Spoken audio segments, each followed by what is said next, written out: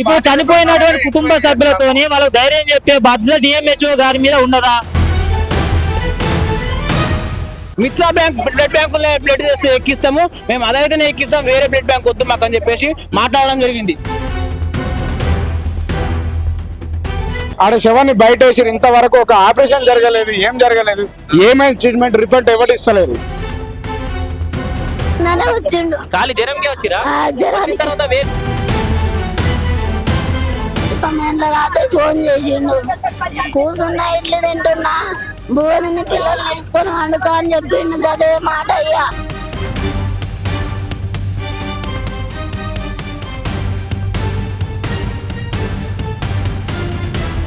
నాకు నలుగురు పిల్లలు కానీ ఈ దవాఖాన పొంటే ఉన్నాం కానీ మాకు చంద్రుడి దవాఖానా, ఈ రామదేవి దవాఖానా, సుగుణ దవాఖానా, మేము కడుపుతోటి ఉన్నాళ్ళు కూడా మంచిగా కానీ ఈ దవాఖానా ఇళ్ళ చూసినాం.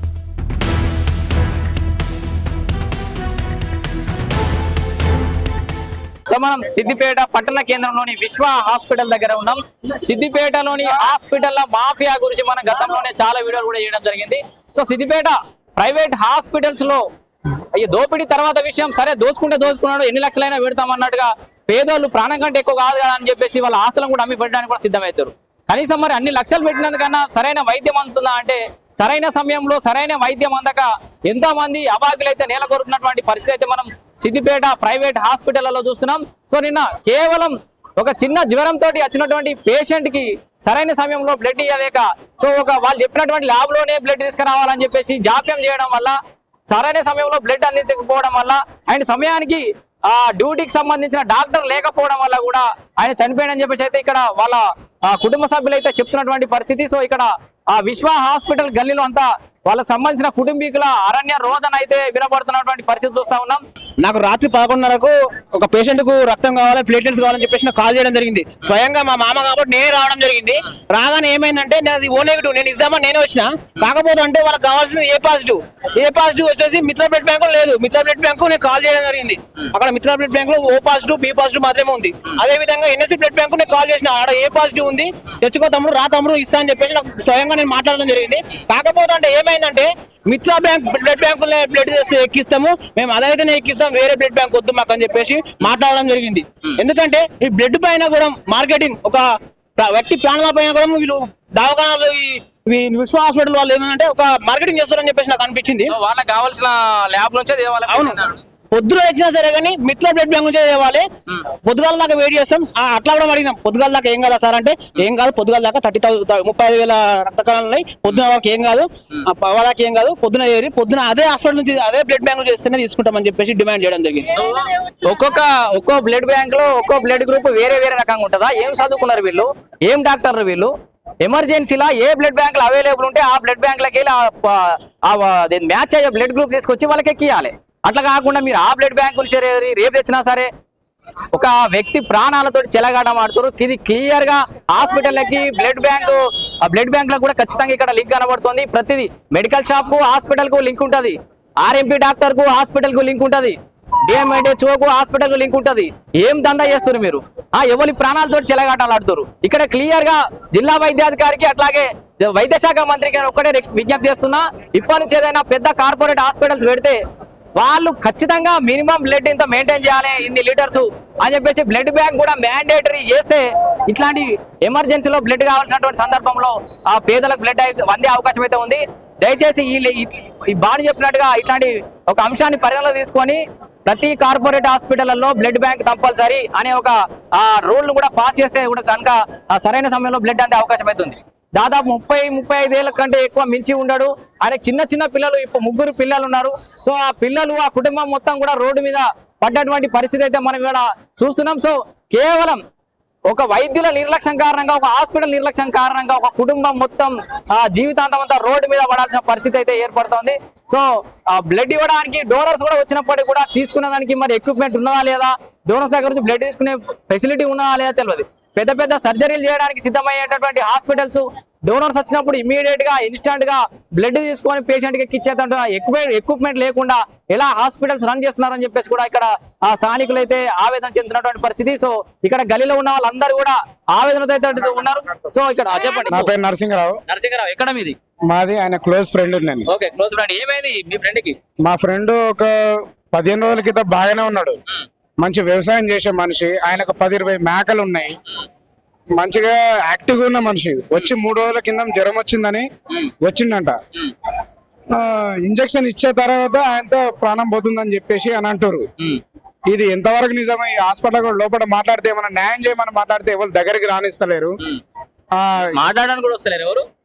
ఎవరు వస్తలేరు. లోపల ఏమో చేసి పంపిస్తామంటున్నారు. ఈ నాయకుడు వస్తుండు, ఆ నాయకుడు వస్తుండు అని చెప్పేసి అంటారు. ఇది ఎంత ముగ్గురు చిన్న పిల్లలు, భార్య, ఆమె ఏం పని చేయలేదు, ఎట్లా బ్రతకగలుగుతుంది?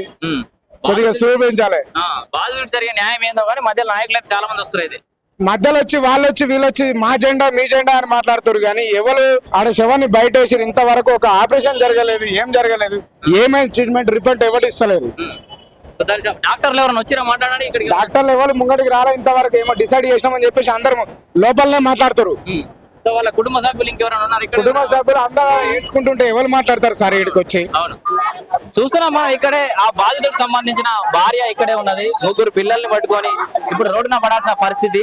సో ఇంటి పెద్ద దిక్కును కోల్పోతే ఏమైందని మాకు సరదా. నా బంగారాన్ని మింగిర్రు అయ్యా, అయ్యా ఏం ఇచ్చిర్రు అయ్యా, అయ్యా నా బంగారం మంచిగా నడుచుకుంటూ వచ్చింది అయ్యా. ఎప్పుడు తీసుకొచ్చారు? 9 గంటలకు మాట్లాడిండు అయ్యా, 9 గంటలకు ఇడ్లీ తిన్నా, జ్యూస్ తాగినా అన్నాడు. ఇక నేనేమో ఇంటికి హాస్పిటల్కి ఏమైందని తోలుకొచ్చి? జ్వరం వచ్చిందనే వచ్చిండు. ఖాళీ జ్వరంకే వచ్చిరా? జ్వరం తర్వాత వేరే ఏమైనా ప్రాబ్లం ఉందని చెప్పిరా వీళ్ళేమన్నా? మా అత్తమ్మ వచ్చింది, ఇంటికాడ చిన్న పిల్లలు ఉండు ఇంటికాడనే ఉండు అని చెప్పిండు. రాత్రి ఫోన్ చేసిండు, రాత్రి 9 గంటల రాత్రి ఫోన్ చేసిండు. కూర్చున్నా ఇడ్లీ తింటున్నా, భువని పిల్లలు తీసుకొని వండుకో అని చెప్పిండు. అదే మాట అయ్యా. నా బంగారాన్ని ప్రాణం పోతుంది, సీరియస్ ఉందని ఏమని చెప్పి రావాలి? చెప్పలేదు అయ్యా. ఆ డాక్టర్ పాడుగాను అయ్యా. నా బంగారాన్ని అయితే పొట్టలు పెట్టుకున్నాడు అయ్యా. ఎంతమంది పిల్లలు? నాకు 3 పిల్లలు అయ్యా, చిన్నోళ్ళే పిల్లలు అయ్యా. ఆ చిన్న పిల్లని ఆ బాడకా ఏం చేస్తాడో అయ్యా, వాని తినాలి కానీ అయ్యా. నా పిల్లలు నేను ఏడ్చినట్టు ఆడాడు అని అయ్యా. నా బంగారం వెళ్ళిపోయింది అయ్యా. నేనేం ఇసంటి దవాఖానా ఎవరు చూడలే, ఇదే దవాఖానా. అంతేనా? మేము 10 ఏళ్ళ పిల్లలప్పటి నుంచి చెప్తాన్నా. నాకు 4 పిల్లలు కానీ ఈ దవాఖాన పొంటే ఉన్నాం కానీ మాకు చంద్రుడి దవాఖానా, ఈ రామదేవ దవాఖానా, సుగుణ దవాఖానా, మేము కడుపుతోటి ఉన్న కూడా మంచిగా అయ్యారు కానీ ఈ దవాఖానా ఇళ్ళ చూసినాం. పెద్ద పెద్ద దవాఖాన రాగానే బాగా చేస్తారు అనుకుంటారు. ఈ దవాఖాన్లు ఇప్పుడు ఇది మంచిగా ఉంది.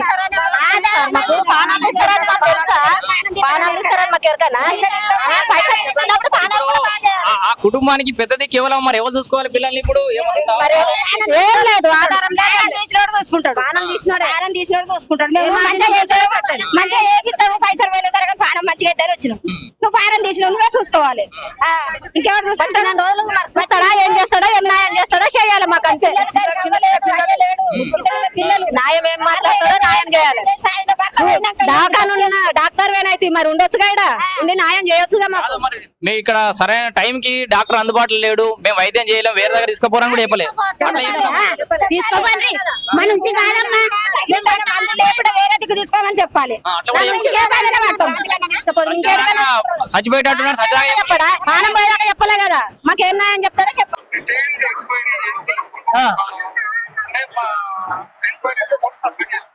సార్ ఇప్పుడు మరి ఇప్పుడు డెడ్ బాడీని వేసుకొని ఇక్కడ పెద్ద గొడవ అవుతుంది సార్. మీ ప్రొసీజర్ ఓకే సార్, మరి దీన్ని ఏం చేద్దామంటారు చెప్పండి మీరు సార్. మీరు దీన్ని ఏం చేద్దామంటారు చెప్పండి సార్. ఇప్పుడు మీ ప్రొసీజర్ చెప్పారు, మీరు ఎంక్వైరీ చేస్తారు, సమగ్రంగా ఎంక్వైరీ చేసిన తర్వాత మీరు రిపోర్ట్ ఇస్తారేమో. మరి ఇప్పుడు జరుగుతున్నటువంటి మొత్తం గొడవను ఏం చేద్దాం సార్?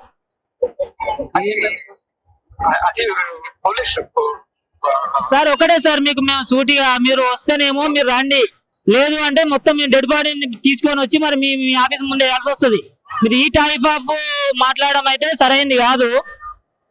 మీరు గతంలో కూడా మేము మీకు మీ డిపార్ట్మెంట్ లో అనేక రకాల రిప్రజెంటేషన్స్ ఇచ్చి ఉన్నాం. ఇప్పటికే మొత్తం సిద్దిపేటలో ఉన్నటువంటి ప్రైవేట్ దోపిడీ మీద, ప్రైవేట్ హాస్పిటల్ దోపిడీ మీద కనీసంగా మీరు కాలు బయట పెట్టకుండా మాట్లాడతట్లేదు సార్. నాకు అర్థం కాదు. అంటే ప్రజల పట్ల మీకు ఇదేనా మీ చిత్తశుద్ధి? ఇప్పటి వరకు గతంలో పనిచేశాను. 4 ఏళ్లుగా ఆ. ఈ యొక్క ధర్నా ప్లేస్ మీరు ధర్నా ప్లేస్ కి రాకండి సార్, మీరు హాస్పిటల్ కి అయితే రావాలి కదా, మీరు యాజ్ ఏ డిపార్ట్మెంట్ గా మీరు హైయర్ ఆఫీసర్ హాస్పిటల్లో అన్ని కూడా మీరు విజిట్ చేయాల్సినటువంటి అవసరం మీ మీద ఉంది కదా, ఆ బాధ్యత మీదే కదా సార్. మీరు మా ధర్నా దగ్గర రావద్దు, మీరు మాతో మాట్లాడకండి, అవసరం లేదు.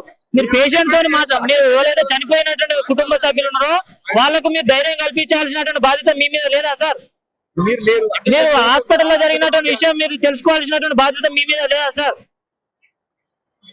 లేదని చెప్పండి, మరి లేదని చెప్తే మేము మిమ్మల్ని అడగము. ఇక ఎంక్వైరీ చేస్తారు సార్. ఇప్పుడు నేను అనేది రెండు సార్, 2 పాయింట్స్. ఒకటి, ఇప్పుడు చనిపోయినటువంటి కుటుంబ సభ్యులతోని వాళ్ళకి ధైర్యం చెప్పే బాధ్యత డిఎంహెచ్ఓ గారి మీద ఉన్నదా?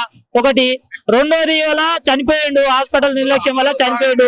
మరి హాస్పిటల్ కి వచ్చి హాస్పిటల్ విజిట్ చేసి మరి ఎట్లా జరిగింది ఏంటి అని కనుక్కోవాల్సిన బాధ్యత మీ మీద ఉండదా? ఈ 2 విషయాలకు ఉంటదని చెప్పండి. లేదు నా బాధ్యత కాదు, నాకు సంబంధం లేదంటే మీరు చెప్పండి. ఇది మీరు మాట్లాడే మీడియా రికార్డ్ అవుతుంది ఇప్పుడు. అవును, నేను అదే చెప్తున్నా. మా బాధ్యత ప్రకారమే ఎంక్వైరీ చేస్తాము, కలెక్టర్ గారికి రిపోర్ట్ సబ్మిట్ చేస్తాం. ఎంక్వైరీ ఓకే సార్, మేము ఇప్పుడు 2 విషయాలు ఏమైతే అన్నామో ఆ పనులు మీ కాదా చెప్పండి. ఆ పనులలో భాగంగానే ఎంక్వైరీ చేపిస్తాము. మేము ఏమంటాం సార్, మీరు ఇక్కడికి రండి అని చెప్పేసి అంటున్నాం. మీరు బాధిత కుటుంబానికి ధైర్యం చెప్పాల్సిన బాధ్యత డిఎంహెచ్ఓ గారి పైన ఉన్నది అని అంటున్నాం. మీరేం ఇబ్బంది పడాల్సిన అవసరం లేదు సార్. ఇక్కడ మీకు సంబంధించిన హాస్పిటల్లో జరగక ముందే పోలీసులను పిలిపించుకోవడం, మొత్తం పోలీస్ క్యాంపులు పెట్టుకోవడం అలవాటే కాబట్టి ఇక్కడ మన ఏమంటారు 1 టౌన్ సిఐ గారు ఉన్నారు, పెద్ద ఒక 100 మంది ప్రొటెక్షన్ ఉంది, ఇబ్బంది ఏం లేదు. మీరు అట్లా ఆలోచిస్తే కూడా ఇబ్బంది పడాల్సిన అవసరం ఏం లేదు. మీరు రండి సార్, అనవసరంగా దీన్ని పెద్ద గొడవ చేయకండి. మీరు రండి, మీరు వచ్చేదాకా ఉంటాం. జ్వరం వచ్చిందనే కారణంతో హాస్పిటల్ తీసుకొచ్చిన తర్వాత అసలు సీరియస్ ఉంది, మరి ప్రాణాపాయ స్థితిలో ఉన్నారని కూడా డాక్టర్లు చెప్పలేదు. కనీసం అట్లాంటి పరిస్థితులు ఉంటేనన్నా ఇంకో బెటర్ ఫెసిలిటీస్ ఉన్న హాస్పిటల్ షిఫ్ట్ చేయడమా, ఇంకెక్కడికైనా తీసుకెళ్ళడం అనేది చేస్తారు. సో అట్లాంటి ఇండికేషన్స్ కూడా ఇవ్వలేదు. పరిస్థితి బాగాలేదు, ప్రాణాపాయ స్థితిలో ఉన్నారని కూడా డాక్టర్లు చెప్పలేరు. బ్లడ్ వస్తే సరిపోతుంది, రేపటిదాకైనా ఉంచుదాం, బ్లడ్ వచ్చిన తర్వాత ఎక్కిద్దామని చెప్తే ఎవరైనా జనరల్ గా సరే బాగానే ఉందేమో, బ్లడ్ వచ్చినాక ఎక్కిస్తారేమో అని అనుకుంటారు. సో అట్లా బ్లడ్ వచ్చే లోపట్నే పేషెంట్ అనేది మరణించడం అనేది చాలా బాధాకరం. ఆమెకి పాపం 3 పిల్లలు ఉన్నాడు, చిన్న పిల్లలు. సో కుటుంబ పెద్ద దిక్కును కోల్పోతే ఆ కుటుంబం అంతా కూడా రోడ్డును వాడాల్సిన పరిస్థితి వస్తుంది. మరి ఇంత జరిగినా హాస్పిటల్ యాజమాన్యం కానీ డాక్టర్లు కానీ ఇక్కడికి వచ్చి మాట్లాడుతున్నారంటే అట్లాంటి పరిస్థితి కూడా లేదు. సో డిఎంహెచ్ఓ గారికి చేస్తేనేమో మేము చర్యలు తీసుకుంటామని, నిమ్మలంగా చర్యలు తీసుకుంటాం, ఏదైనా ఉంటే విచారణ చేస్తామని చెప్పేసి కూడా జిల్లా వైద్యాధికారి అయితే ఫోన్ లో ఇందాక మాట్లాడడం కూడా మనం చూసినాం. వైద్యాధికారి ఏమో ఇక్కడికి రానంటాడు, మేము చర్యలు తీసుకుంటామంటాడు. హాస్పిటల్ డాక్టర్ అయితే ఇవరకు ఎక్కడున్నాడు కూడా పత్తకలేడు. మరి వీళ్ళకి ఎలాంటి భరోసా కల్పిస్తారు? రోడ్డున పడ్డ ఈ కుటుంబానికి ఎలాంటి భరోసా కల్పించే అవకాశం ఉందని అయితే ఎదురు చూడాలైతే ఇక్కడ చాలా మంది వాళ్ళ స్నేహితులు కూడా ఇందాక మాట్లాడుతూ ఆ జెండా వాళ్ళు ఈ జెండా వాళ్ళు ఎవరెవరు వస్తున్నారన్నా ఏం జరుగుతుందో తెలుస్తలేదు. మరి బాధిత కుటుంబానికి అయితే న్యాయం చేయాలని చెప్పేసి కూడా చెప్తున్నటువంటి పరిస్థితి. సో మరి ఈ నేపథ్యంలో సిద్దిపేట ప్రైవేట్ హాస్పిటల్లో కంటిన్యూగా ఇట్లాంటి సంఘటన జరుగుతున్నప్పటికీ కూడా జిల్లా వైద్యాధికారికి ఇప్పటికే మన ఛానల్ వేదిక కూడా చాలా కంప్లైంట్స్ చేయడం జరిగింది. PDS కు సంబంధించి అట్లా అన్ని ప్రజా సంఘాలకు సంబంధించిన నాయకులు కూడా ఇప్పటికే చాలా రిప్రజెంటేషన్స్ ఇచ్చి ఉన్నారు. మరి సిద్దిపేట హాస్పిటల్స్ లో ఇలాంటి మార్పు ఎందుకు రావట్లేదు? జిల్లా వైద్యాధికారికి ఎన్నిసార్లు కంప్లైంట్స్ ఇచ్చినా కూడా ఎందుకు నిమ్మకు నీరెత్తినట్టున్నారు? ఈ హాస్పిటల్లో పరిస్థితి ఎందుకు ఇట్లా ఉంది? సో కోట్లు దండుకోవడానికి అయితే ముందుంటారు కానీ సరైన ఫెసిలిటీస్ ఇవ్వక వైద్యం అందించడంలో మాత్రం జాప్యం చేస్తున్నటువంటి పరిస్థితి అయితే చూస్తా ఉన్నాం. దీనికి ఏదో ఒక రోజు ఫుల్ స్టాప్ పడాల్సిందే. సిద్దిపేట పట్టణంలో ఉన్నటువంటి హాస్పిటల్స్ అన్ని కూడా వెంటనే జిల్లా వైద్యాధికారితో పాటు వైద్య శాఖ మంత్రి కూడా నేను ఇక్కడ నుంచి ఒకటి చెప్పదలుచుకున్నా. వైద్య శాఖ మంత్రి గారు కూడా దయచేసి సిద్దిపేట మీద గతంలో మా సిద్దిపేట నియోజకవర్గం నుంచే వైద్య శాఖ కూడా నిర్వహించినటువంటి మంత్రి గారు కూడా ఉన్నారు. బయట పేపర్ల వీడియోలలో సూపర్ గా వస్తుంది. సిద్దిపేట జిల్లాలో వైద్యానికి ఎలాంటి డోకా లేదని చెప్పేసి అయితే మన వార్తల గతంలో చాలా కూడా చూసినాం.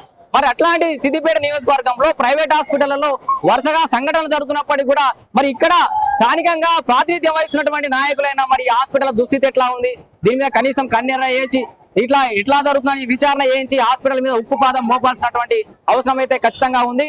గత పాలకులు కానీ ఇప్పటి పాలకులు కానీ ఇక్కడ అల్టిమేట్ గా సస్తున్న వాళ్ళు మాత్రం పేదలే, అల్టిమేట్ గా నష్టపోతుంది మాత్రం ఇక్కడ పేదవాళ్ళే.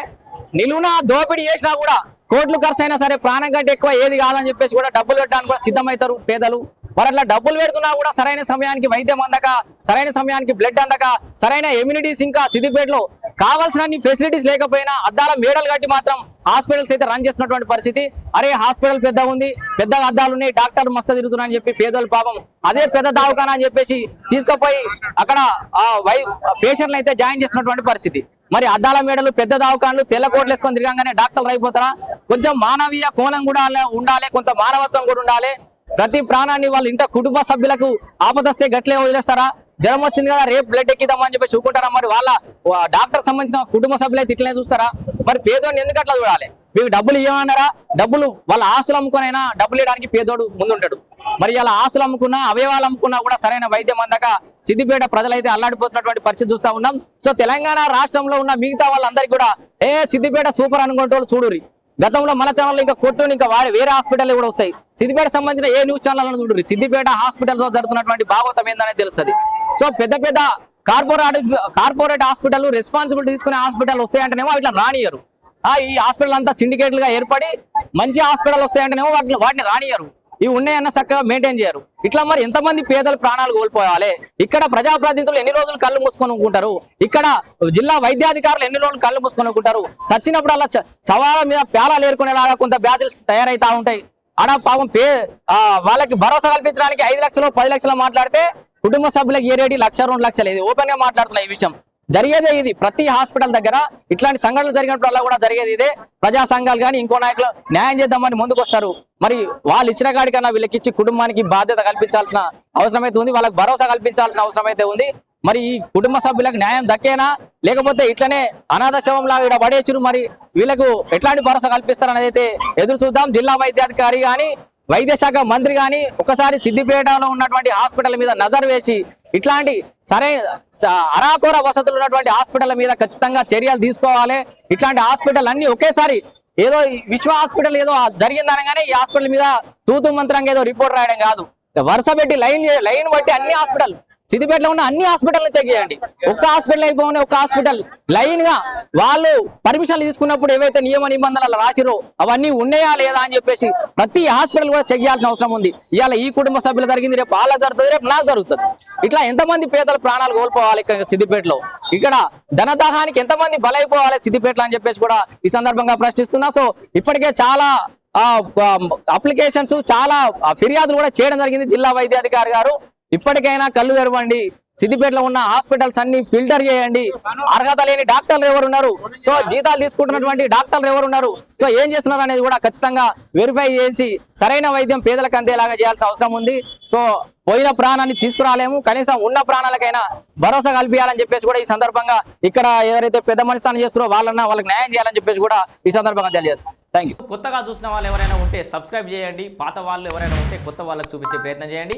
ఈ వైడి న్యూస్ వేదికగా అనేక అవినీతికి సంబంధించిన కథనాలు అయితే ప్రచురించినాం. కొత్త వాళ్ళు ఉంటే ప్లేలిస్ట్లో చూడొచ్చు. అండ్ దీనికి సంబంధించిన ఓనర్లు, స్పాన్సర్లు, పార్ట్నర్లు అంటూ ఎవరు లేరు. సో అలాగే ఎవరైనా మిమ్మల్ని సంప్రదించినా బెదిరింపులకు పాల్పడ్డా కూడా మా దృష్టికి తీసుకురండి.